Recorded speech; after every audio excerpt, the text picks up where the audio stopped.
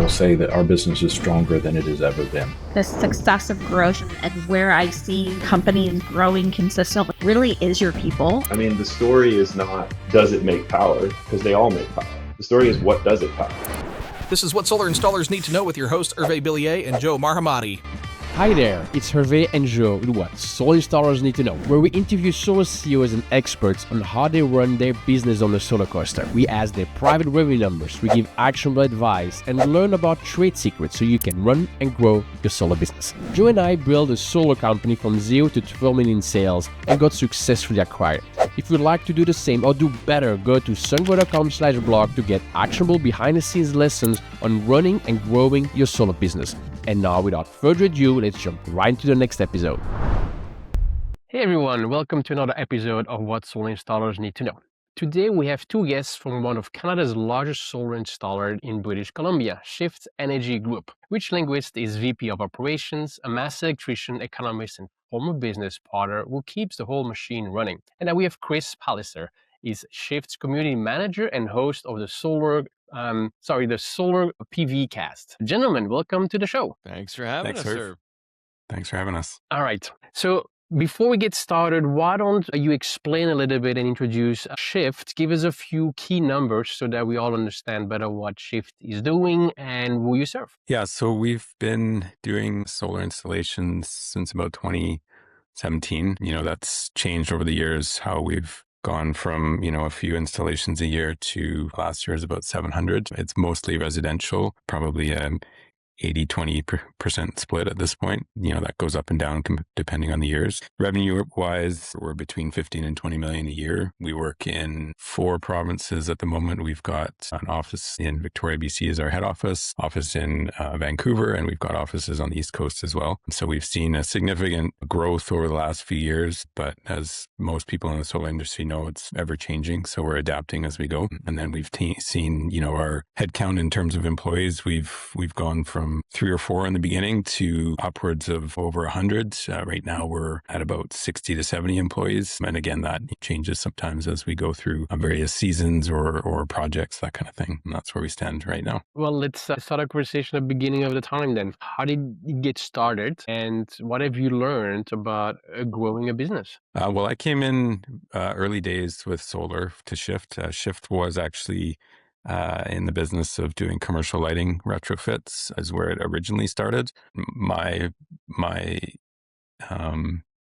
electrical background was where we combined forces to do a lot of the work in-house. So we're a turnkey design installer. We do all the work ourselves. We don't subcontract the solar work or the energy storage. So that started, around 2017, where we brought everything internal. And then from there, growing through doing work in the field, growing the teams, growing the crews, growing the locations. My work has been involved heavily in operations and growing our workflow and our processes to adapt to that growth. We've tried to match our operational growth with our pipeline of opportunities as that expands and contracts. It's always a challenge, but that's something that we've found out along the way. The solar in Canada, I would say, is behind a lot of other countries in the world. A lot of the processes aren't fully developed. A lot of the electrical authorities aren't, fully up to speed with the latest product or code or, items that there's always differences in that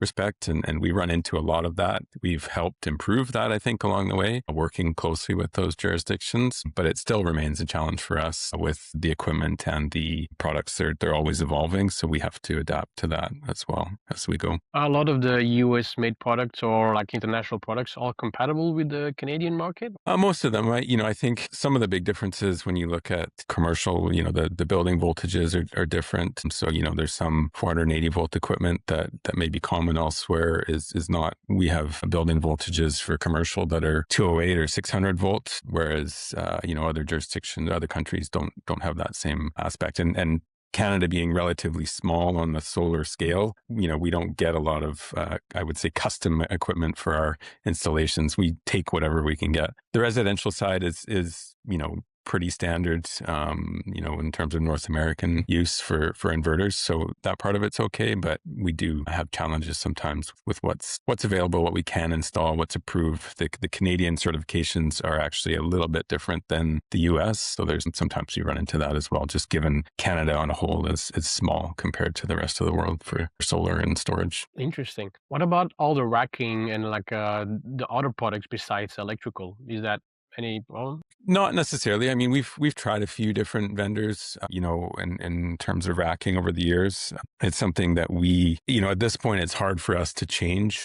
In our processes, we've built in with procurement and sales and installation and, again, trying to streamline things. We have made, I think maybe 2 years ago was our last sort of major change with racking. We actually use a company that is, for the most part, made in Canada for a lot of their equipment. And that helps us support, somebody within, and also helps keep our workflow steady. We have tried some international suppliers for racking, and we've seen challenges with that. A lot of our decisions on racking are around warranty and engineering based on our guarantees that we provide our customers. So that's not something that we're not constantly changing it. We're trying to improve our process. We're trying to stick with a system that's simple, like most installers, and we've found success with the ones that we use currently. All right. Well, you just spoke about systems. Let me ask you a question about systems, because you operate across Canada, multiple offices, multiple time zones. How do you keep everything aligned? And do you have some specific offices that still have a lot of flexibility to cater to that local market? Like, how do you keep a coherent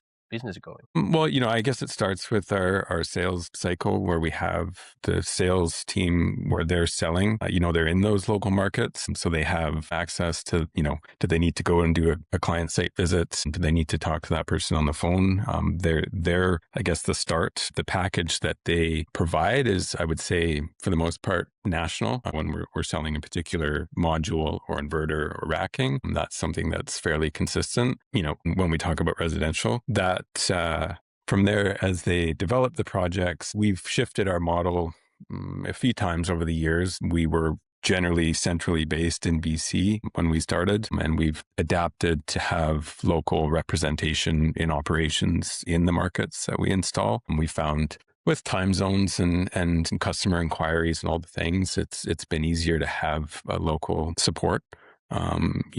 That's really, I think, helped us in trying to keep that local image. We are, as much as we're a larger solar installer, we're not a huge company, but we do have, compared with some of the other installers that maybe have, under 10 staff, we're perceived as a large company, but we really don't run a large operation in those markets. We run our own install crews. We have, an operations project support, and we have sales support in those markets. About being local, Chris, I have a question for you.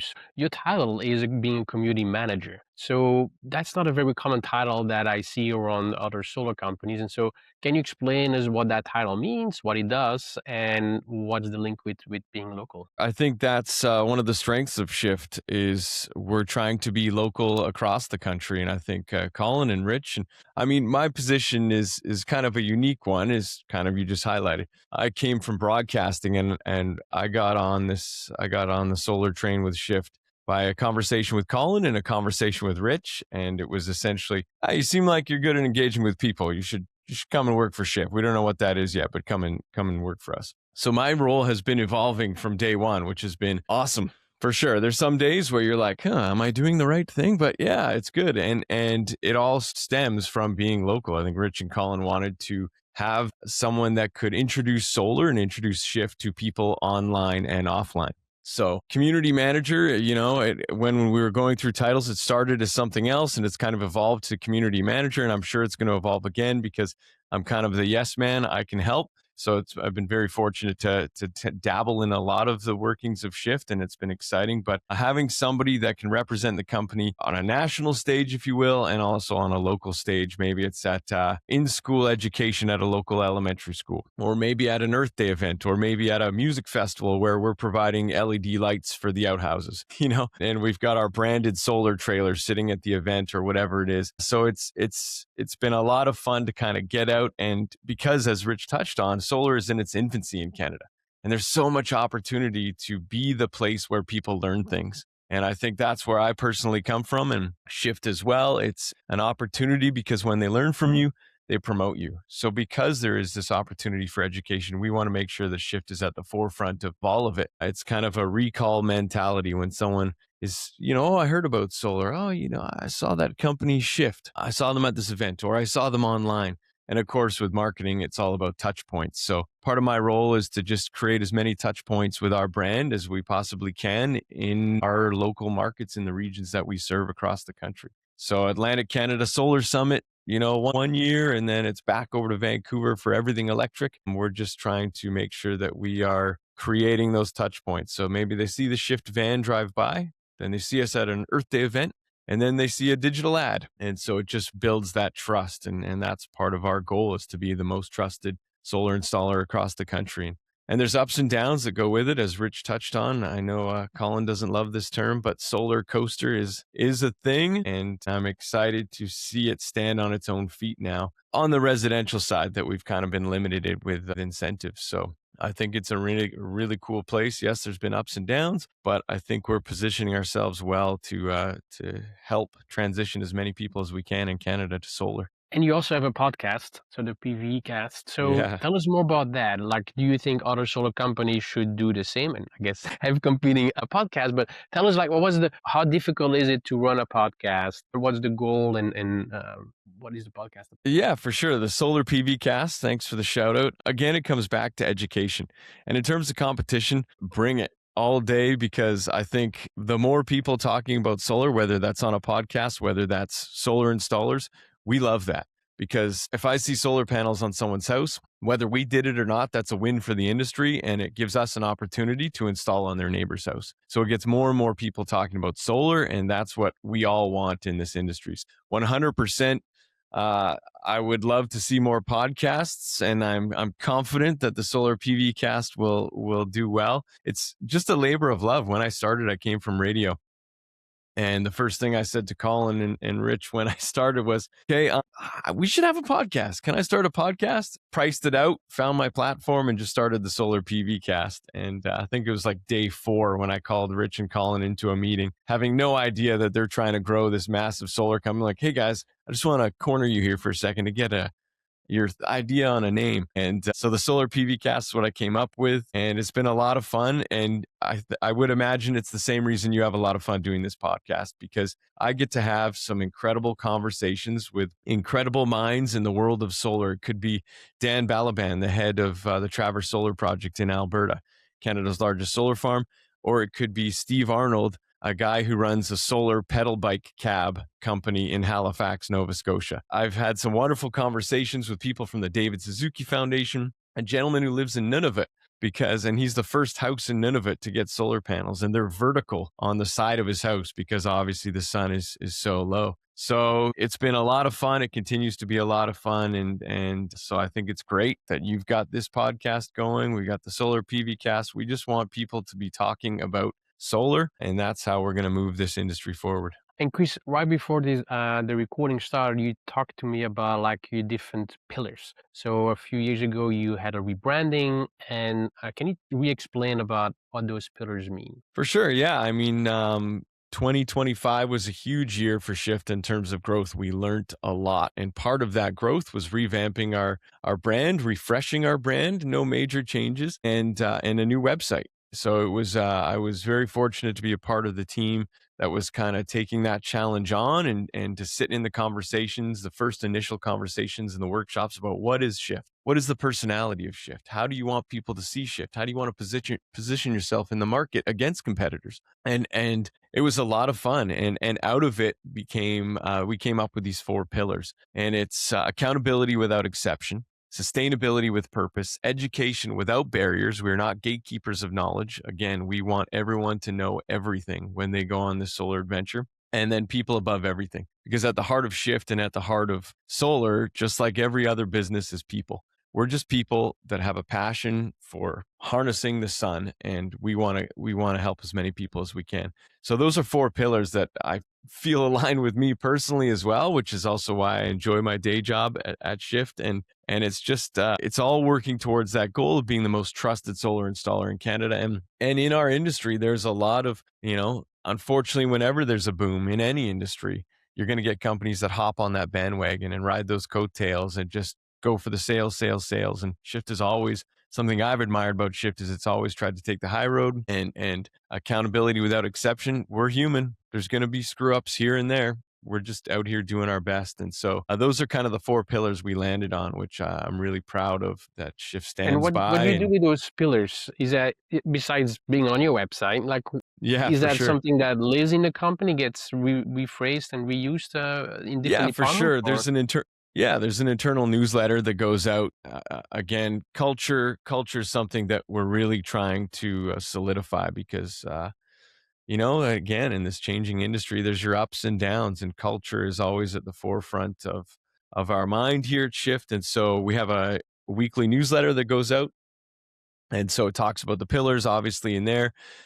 Company communications, the pillars are mentioned in there. They're kind of just something to remind us all and keep us all on track that we're making sure we're heading in the right direction. I have a sheet in my office, and every time I'm doing something, I'm looking into something, whether it's digital ads, creating ads, speaking engagements, or saying yes or no. Sometimes in marketing, it feels like you're throwing a bunch at the wall and you're hoping it sticks. And we're all out there trying to do the best we can, make sure it's, our spend and our ROI and this, that, and the other. And something that I look at constantly is, does this make solar simple? Does this educate Canadians on the positive impact of solar to their lives? Does this build trust, support sales? Does it save time? And does it create a future where solar is the natural choice? And that's kind of our tagline at Shift, and something we carved out last year. At the end of the day, energy is going to be scarce in the future. It is. We take advantage of it right now. You plug your phone into the wall and it charges. That's fine. I don't have to think about it. But the way we're going in this world, energy is not always going to be like that. And so we want to, at the end of the day, the vision is make solar the natural choice. Whether you want an ROI, we can talk about that. Whether you want to focus on the environment, we can talk about that. Whether you love the tech, we can talk about that. Whether you want to lock in your cost of energy for the next 25 years in these wildly unstable times, we can talk about that. So those are kind of, it's all folded into the fabric that is Shift, and something we use to make our decisions, at least in my opinion and my thought, in all our decisions, whether it's Rich in operations, Colin with the business direction, all of it. We try to weave it into the fabric wherever we can. We recorded this a few weeks after the war in Iran started. Do you guys already see kind of a shift, pun intended, from being solar, what you mentioned, to fight climate change, which some people could say is a nice to have. I mean, in the end, we only have one planet, so I don't think it's just a nice to have, but it's perceived as like a nice to have. You see a shift to a more like essential, like I want to have energy. Do you guys already feel that shift in the market or not? I think there's been, not necessarily in the last month or so, but building over the last maybe year and a half. I'd say we started to see that more in 2025, pairing batteries with solar installations, a higher percentage of clients wanting that compared to years past. It's still very different than, say, the US or some other countries in the payback and the ROI when you're looking at time use billing, that kind of thing. You have to really want it in Canada. It's not cheap, and the payoff takes a while. There is a few incentives, whether they're provincial, they're not federal programs at this point. So that does help a little bit, but we have seen there's definitely more people asking, that the narrative has changed in terms of what systems people will be or willing to entertain, in terms of the name brand or what they're looking at. That's something that has definitely shifted. It used to be, well, we've heard of Tesla, give us that. Now it's we have the opportunity to share. Well, you know what? There is Tesla, but there's these other best in class systems that you've probably never heard of. But here's the tech, and here's how it works, and there's a lot more acceptance to that. So that's probably a part of that shift in mindset in terms of what's available. Where we live, specifically in BC, most of the power is hydro power, so it's relatively stable compared to some places and countries. But I think even that, with climate change, even this past winter that basically just ended, Vancouver, BC, I think they track snowfall at the airport in Vancouver Airport, and they went this winter without significant snowfall. They essentially counted it as the first winter in 43 years without snow. There's snow in the mountains, but within the city. And, so looking at that affects snowpack, that affects water runoff. That is on people's minds, whether it ultimately makes a difference to charging their phone at the end of the day. It's still something, it's part of the conversation now for sure. I think it's been really interesting, actually, with the state of global affairs. Thanks to south of the border there from us here in Canada. It's been interesting in how it's played a role in our business, because obviously when everything is unstable and you don't know what is you're gonna wake up to on the news headlines, people maybe hold their money a little closer. And to Rich's point, solar is still this kind of in the early. We're moving past the early adopters in the curve, but people are like, they still see it as a want. Oh, this is really cool. I want to do this. And so all of a sudden the wants, people pull back on those when there's a lot of uncertainty in the world. But then there's the other side. Wow, there's uncertainty, and the sun doesn't have to go through any sort of strait around the world to get to my house. It can just come straight to my house. I don't have to worry about that. So there's this stability that solar offers, as you know. And a lot of people are aware there's this stability that is also now coming to fruition. It's kind of this idea that I'm not going to do that. Oh, wait, actually, no, I need stability. I had a conversation with a client 2 days ago, drives an EV, and she said, I'm so thankful going into retirement. This is sometimes people, I'm going into retirement. I'm going to sell my house. It's not for me. And she's like, I'm so thankful going into retirement that I now know the cost of my energy for the next 25 years and the cost of my fuel for my EV, because once you put the panels on, as you know, the fuel is free if you have an EV. So it's kind of been the world's trying to figure out, and in Canada here, we're trying to figure out where solar is going to land. And that's why I'm okay that there's no federal incentives right now, because we're figuring that out. Where does solar stand? And that's going to help us all make these business decisions and marketing decisions. We're not kind of, we lost the incentives. What do we do now? Okay, we know where solar sits. We know what's going on in the world. We know it provides stability. Whatever the reason is, we can kind of market to that. Yeah, I think geopolitically now, a lot of countries will have to make a decision. Either they go install more solar and be wind and solar to be local, or they start buying coal and burning coal again. Hopefully they don't go to that option. Yeah, I think those decisions are probably happening right now in a lot of countries. And it's long-term decision. It's so hard to make long-term decisions right now when you wake up again to a different news headline every day. But solar is one that you can, make a pretty safe long-term bet. And I always get on my high horse about stop talking about ROI, because in my mind, it's the marketing, the oil companies that are forcing us to prove that solar works. Well, let's prove it to you. Here's a good ROI. This is the proof. This is the proof. So I'm always like, it just works. Why do we have to prove anything to you? It's a way to generate energy. Next, but that's another podcast episode. Yeah. Well, on that episode, you can speak about marketing, and one of the best marketing I think ever is from a gas company. Because when you talk to somebody that you're going to replace your gas furnace with like an induction oven, electrical, inevitably people say like, I like my gas because the best chefs cook on gas. And it's like, that is literally a marketing campaign from in the 70s or 60s, and people still talking about it. So can you imagine, Chris, that you would make a marketing campaign for Shift today, and 50 years later, people will still talk about your marketing campaign, and they don't even know it's a marketing campaign. I'm working on it.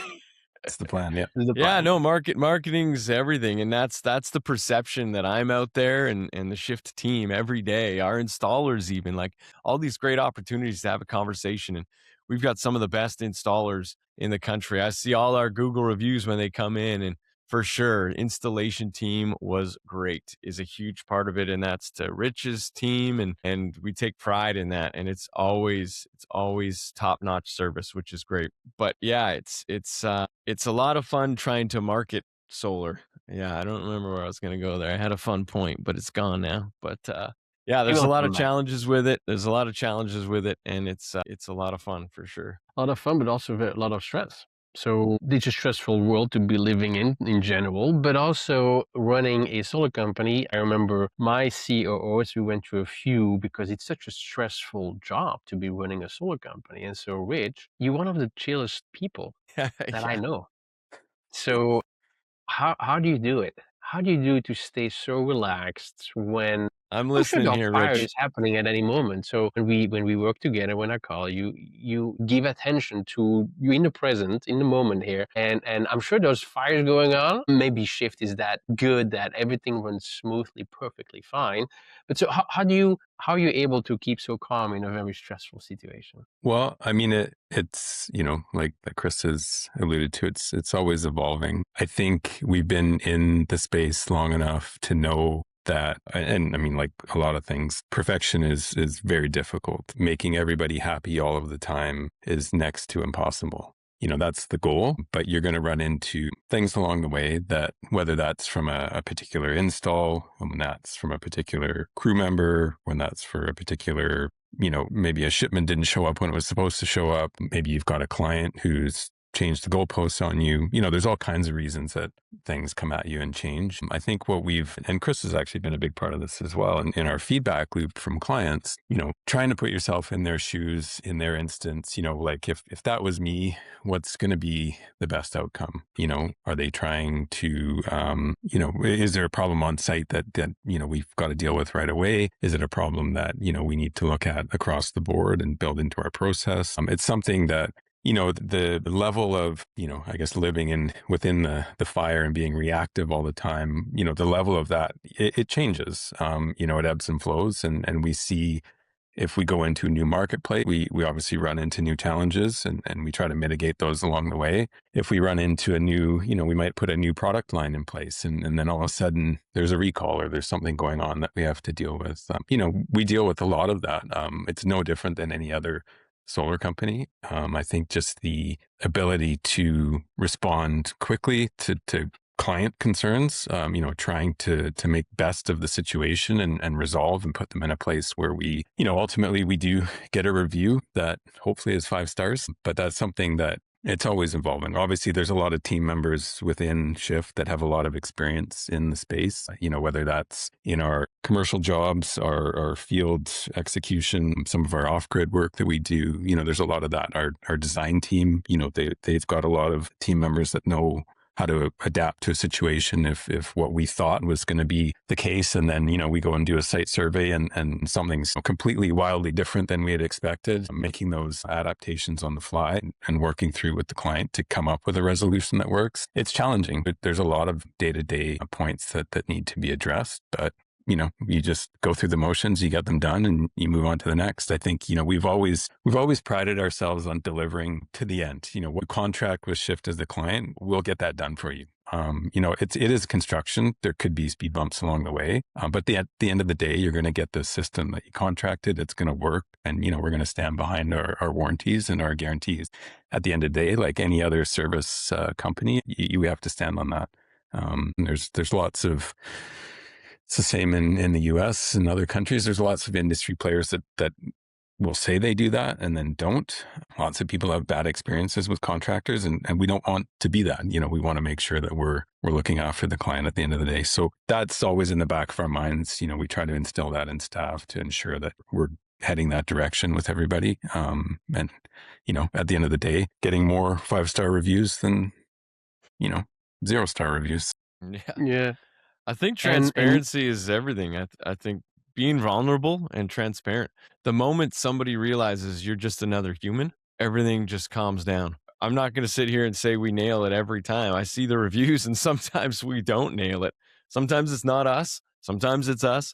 But at the end of the day, we're just humans, and we're trying to do the best that we can. And I think we've got a good group of humans on our team, and they're all just trying to do the best that they can. And so I think that's, if definitely. there's a secret, that's maybe it, that we're just trying to do the best we can each day. Yeah, I think, as we've grown over the years, putting technology to work for us, putting systems in place, bringing on platforms that help in that process, provide a better client experience or provide a more streamlined experience for our staff. That's a part of the equation for sure. You can't go from a couple of people to, 100 employees and not adapt and change that along the way. That's very important. We're going to lean into that more in the coming this year as well, because there is no other way to stay on task and keep handle of all these things. That's a big part of it as well.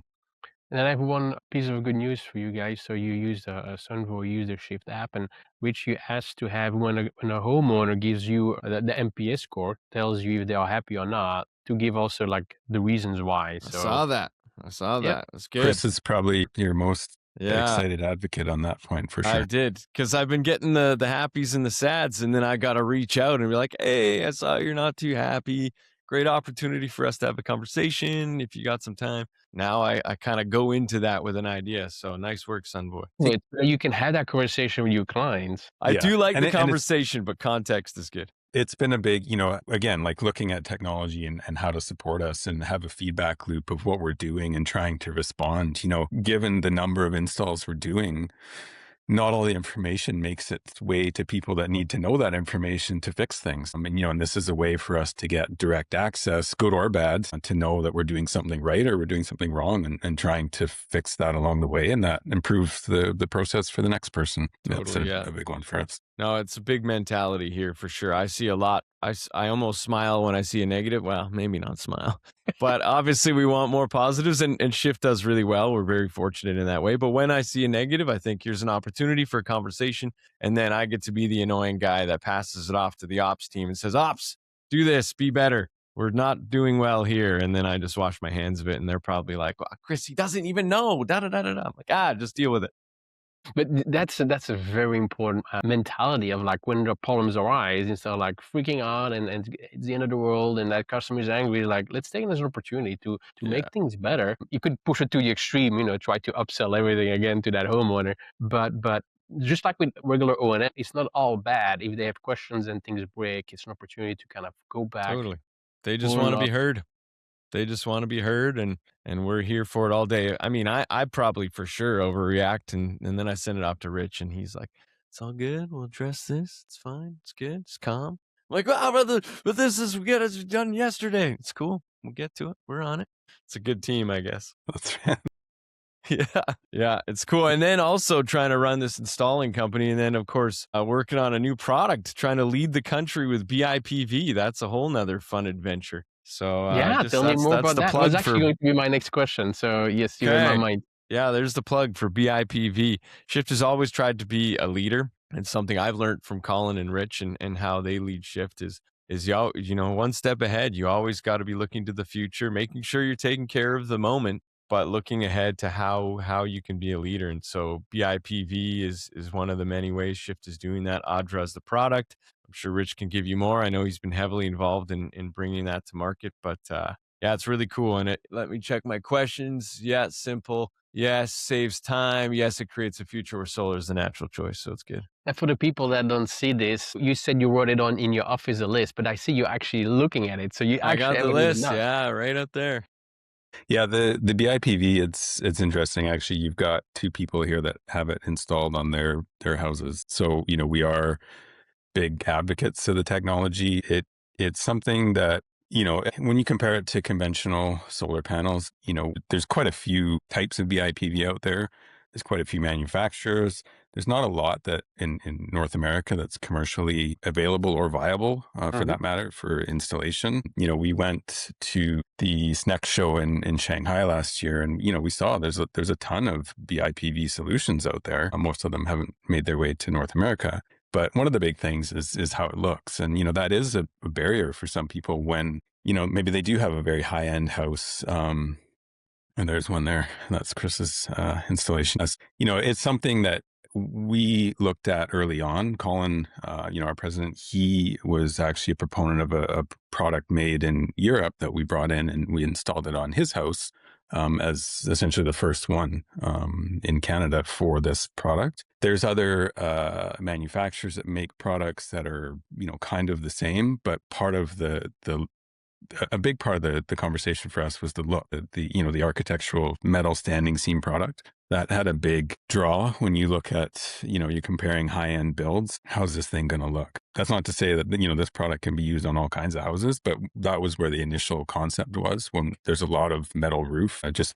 typical metal roof installs happening in our neck of the woods. And that's something that we could see that, why put a roof down and then go and put solar on top of it when you can do it together. So we started with that product. We've done a few of those installations doing, residential, doing commercial, you can do it as cladding as well. But in that process, realizing that the product bringing it from a European manufacturer to Canada is, the logistics of that and the costs and everything as well. We're trying to be in a market where when somebody's deciding to do a metal roof and solar, it's not here it is plus, but you can just choose this and then you've got your one and done solution. So it definitely changes the, when you get to the installation side, we've had to adapt the processes to fit within electrical authorities, fit within building permit authorities, brought on, we've got roofing team members now. You're not just putting solar panels on top of a building envelope. You have to be skilled at dealing with building envelopes. So what it's actually allowed us to do is to expand into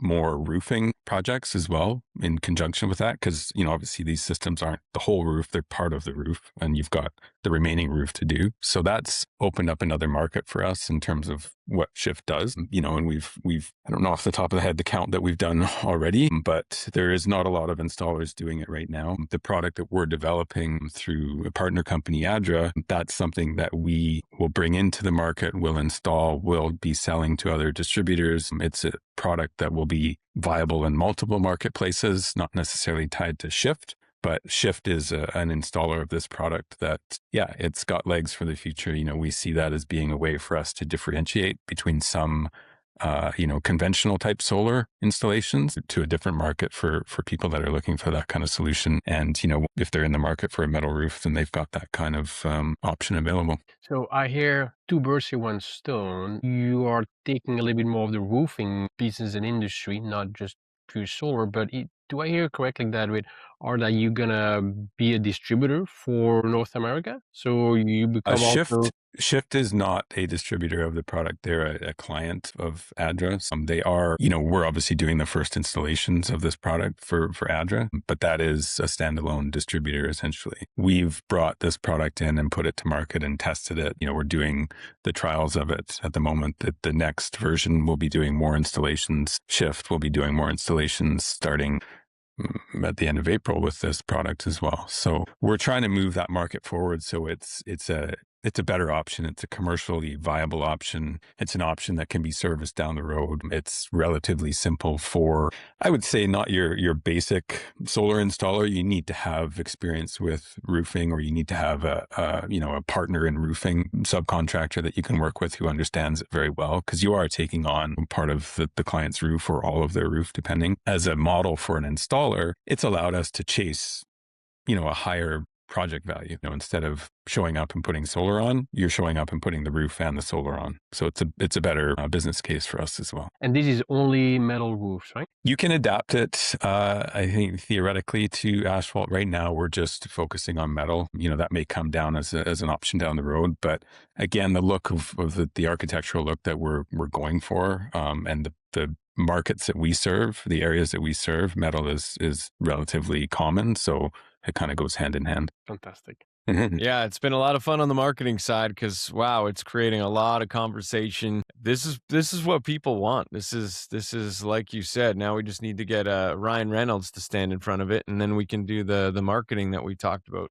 40 years, people talking about Ryan's roof. It's been the interest is 100% there. Anything we put out, the leads go through the roof. It's about the conversation after the fact, and it's a premium product. 100%, there's a premium price that goes with it at this point. Just like any product, it's going to start out pretty high, and then it's going to work its way down as the market adapts to it.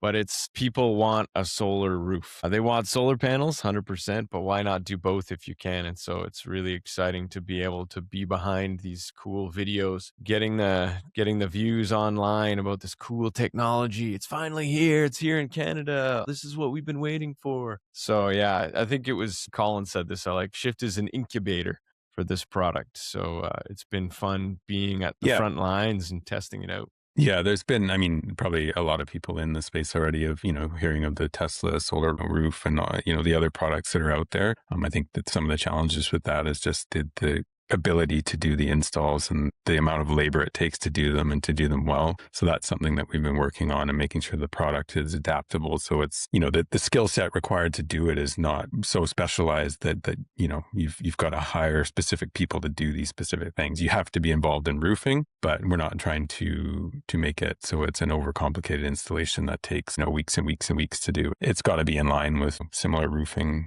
standards. Since this is international, people are probably thinking Tesla tiles, and I get this question a lot. Oh, like Tesla tiles. So shout out to the marketing for sure, but it's different in the sense that the panels are bigger, so there's less connections, less issues to go wrong. You don't need specialized training to install it like Tesla tiles, just to Rich's point. And so we're really excited about the pros versus Tesla tiles. And it's in Canada. Tesla tiles, I don't even think they're out of a few states yet. They haven't. So this is accessible, which is great. Well, guys, I want to thank you very much to share your experience and knowledge in the soil industry. And thank you very much for being on the podcast. We blew through your 30-minute window. Sorry. Thank you. It's been thanks fun. for having us on. Thanks, Hervé. If you'd like to do the same or do better, go to sunvoy.com/blog and get actionable behind-the-scenes lessons on running and growing your solar business.